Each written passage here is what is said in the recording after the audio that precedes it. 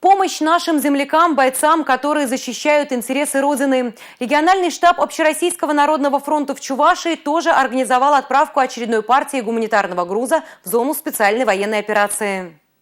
Жители Чувашии, предприниматели и Общероссийский народный фронт собрали для бойцов нашей республики все необходимое. В фуру загрузили автомобили «Нива», УАЗ-буханка, тележку-прицеп, 25 печек-буржуек, электрогенератор, также перчатки повышенной прочности и необходимые продукты.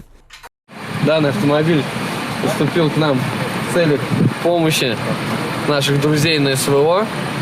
Привели его в порядок, поменяли полностью, в принципе, колеса, затонировали, установили силовой бампер, лебедки, но сделали все, чтобы можно было его эксплуатировать в тех жестких условиях, в которых они сейчас находятся.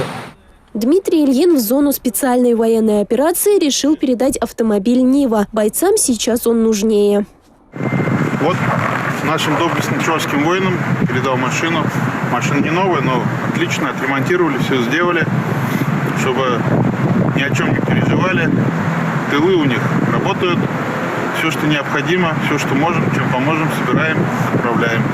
Поддержка очень важна для бойцов. Рука дающего никогда не скудеет. Пусть ваши усилия будут на пользу и вам, и вашим родным и близким.